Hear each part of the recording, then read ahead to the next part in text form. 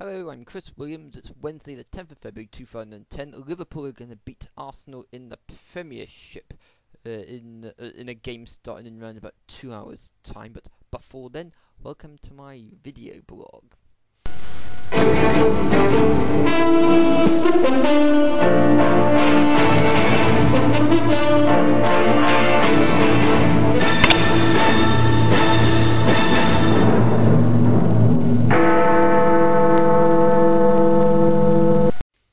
So yes, very briefly, hello Cardiff University students. I was a Cardiff University student, but then I left in the summer of 2009, and I received official notification that as a distance learning student from another university, under the interlibrary book loaning scheme thing, it means that I am now allowed back into Cardiff University libraries to read their books and borrow a maximum of 2 books and use photocopying facilities and that sort of thing. So, hello Cardiff University students, I'm back and you might see me around sometime. I don't think I'll be going in there every day like you do. I've got other commitments, but it's nice to be able to go back to my old haunts, literally, because I didn't have a good time in university. Some people were nasty to me because of my Asperger's syndrome. I hope I don't bump into them during my return to my haunts, but it's going to be beneficial to my distance learning course I'm doing. The main topic I want to talk about in today's video is that I was checking out the news earlier on to find out how Portsmouth have got on in their court battle against HMRC, the tax man. And then I discovered on the news that Cardiff City were also in court today for the HMRC. And it got ridiculous, but I discovered that Southend were also in court with the HMRC. So 3 football teams being chased by the HMRC, and the HMRC went to put all 3 of them out of business. And the man on the news, the pundit, he said that the only reason why they've been given a few extra days to get their finances into order is because they are popular with the people. If they were a normal business, they would have been finished off today. And you have to question the wisdom of the HMRC. Just money grubbers, aren't they? Rather than giving support to these businesses who have gone into debt, they say things like, "Can you give us the money?" No. Oh well, it's illegal for you to be operating anymore. People lose their jobs as a result. That's something.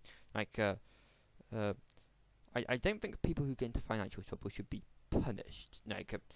Although obviously, if I went out now and tried to spend money I haven't got, the cash machine would stop my card from withdrawing such money that isn't mine. That's something.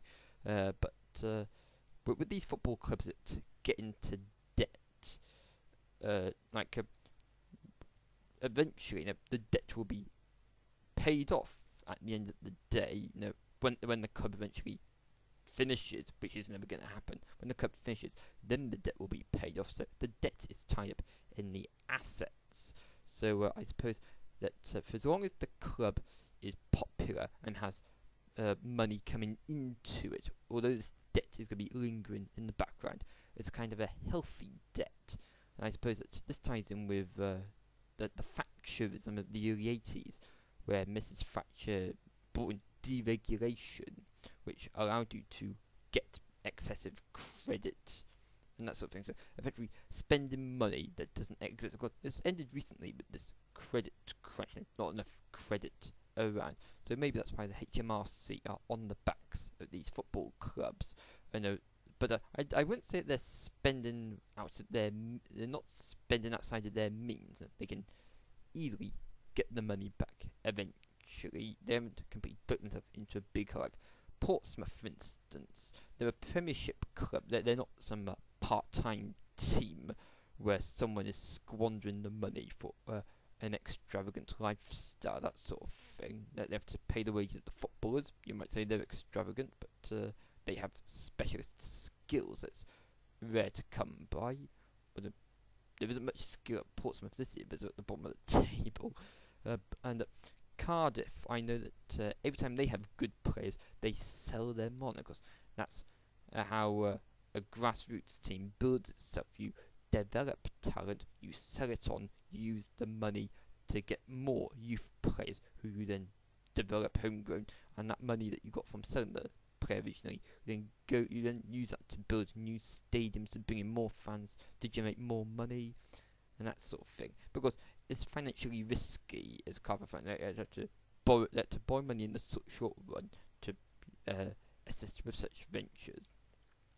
But what I'm essentially saying is that the HMRC should get off the backs of people who are in financial difficulties.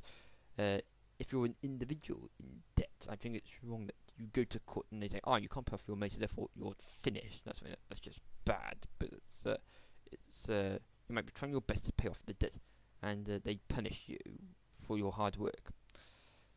So that's all I want to say in today's video blog. I'm going to stop blogging in a few days' time, but I'm going on holiday for a few days. But check me out at musingofchriswilliams.blogspot.com and also twitter.com, where you can find me when I'm away from the fast internet access that's available here in the Cardiff City area.